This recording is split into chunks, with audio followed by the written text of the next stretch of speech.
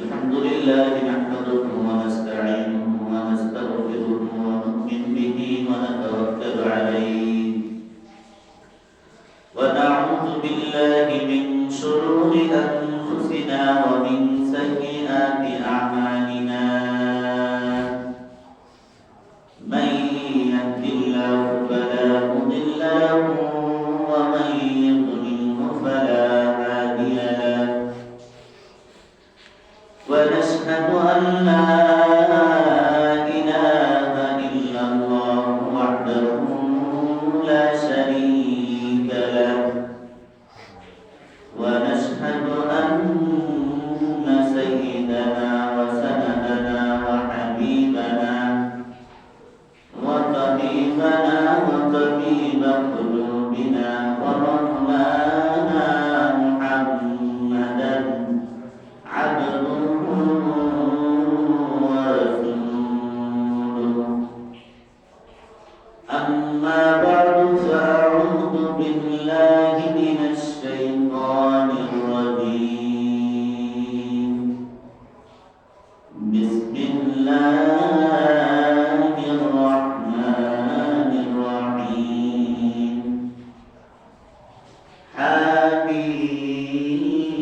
حميم والكتاب المبين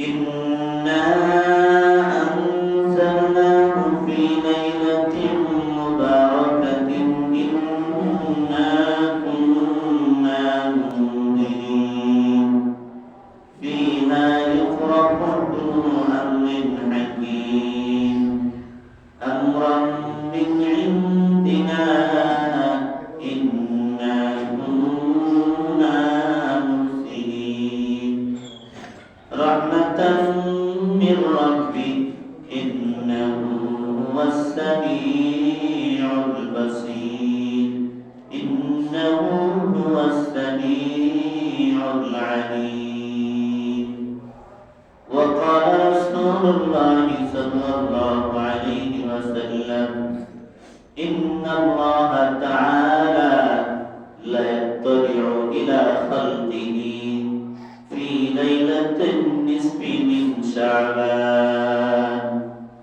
فيغفر لجميع خلقه إلا لمشرك أو مشاحن وقال رسول الله صلى الله عليه وسلم إذا كانت ليلة النصف من شعبان فقوموا ليلها وصوموا نهارها فإن الله تعالى ينزل ليلة النصف من شعبان فيغفر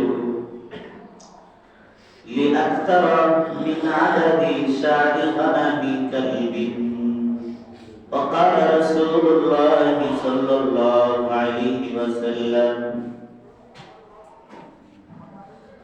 وعن ابن عمر رضي الله تعالى عنه 5 ليال لا يرد فيهن الدعاء ليلة الجمعة وأول ليلة من رجب وليلة النصف من شعبان وليلتي العيدين أو كما قال عليه الصلاة والسلام إن الله وملائكته يصلون على النبي يا أيها الذين آمنوا صلوا عليه وسلموا تسليما اللهم صل على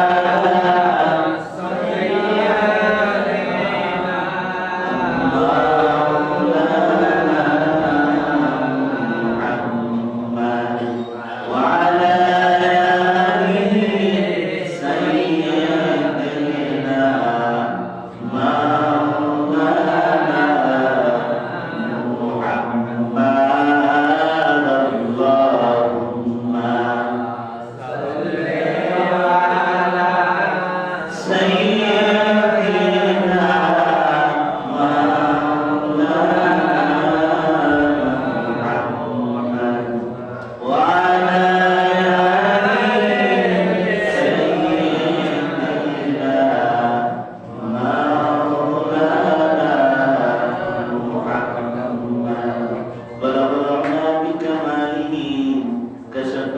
مقدار جماله حسنت جميع خصاله صلوا عليه وآله মুআজ্জাজ মুহতারাম সম্মানিত মুসল্লিয়ানে কিরাম, আমরা গত জুমা থেকে আলোচনা করতেছিলাম শাবান মাস বিষয়ে অনেকগুলো আলোচনা করছিলাম।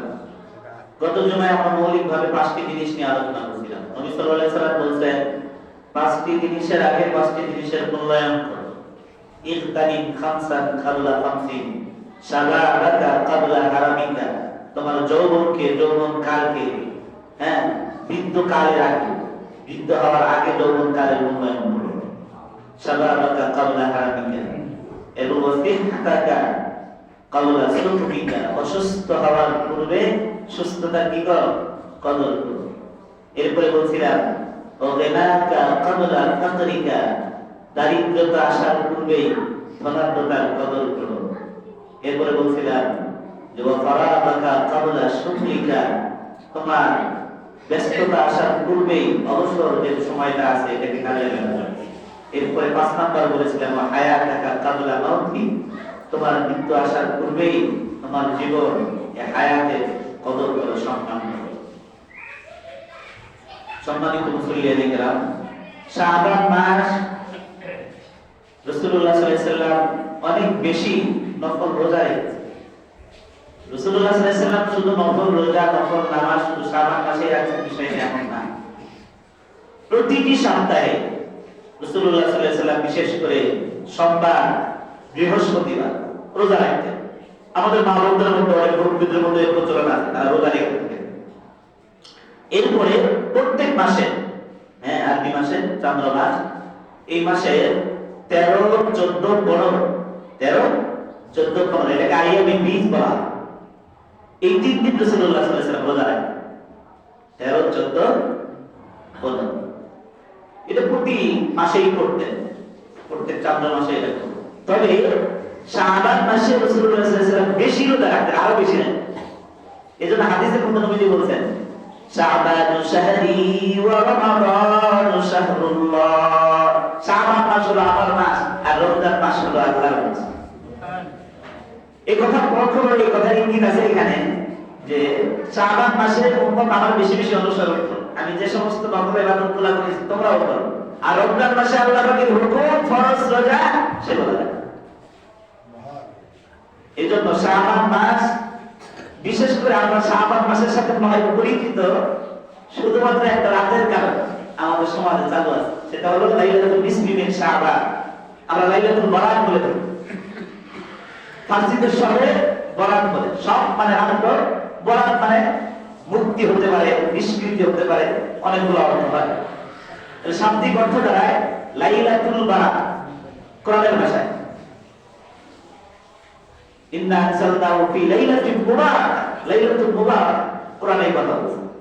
আর হাদিসে আছে লাইলাতুল নিসফি মিন শাবান, একেবারে শাবান মাসের মাঝখানে রাত, অর্থাৎ 15 তারিখে যে চাঁদ ওঠে,